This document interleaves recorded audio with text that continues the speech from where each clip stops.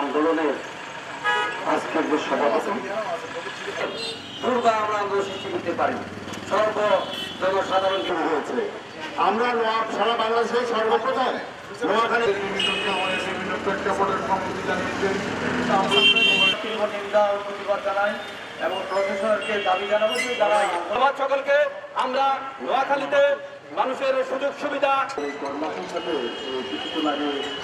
একাত্তরটা ঘোষণা করে তাদের সেই একাত্তরটা ঘোষণা করেছেন ও বিভাগ আরো অন্যান্য জেলা হয় কিন্তু আমি জানাই এবং বর্তমান অন্তর্বর্তী সরকারের প্রতি আমাদের সকলেরই আর দেখতেন যেটি আমাদের নোয়াখালী বিভাগ বাস্তবায়ন বা নোয়াখালী ঘোষণা দ্রুত সময়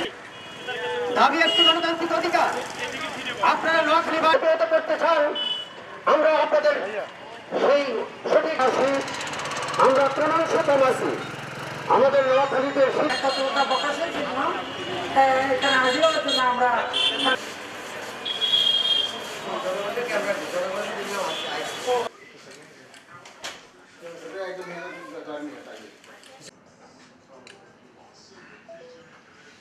একটা ছবি নেই ছবিটা নিয়ে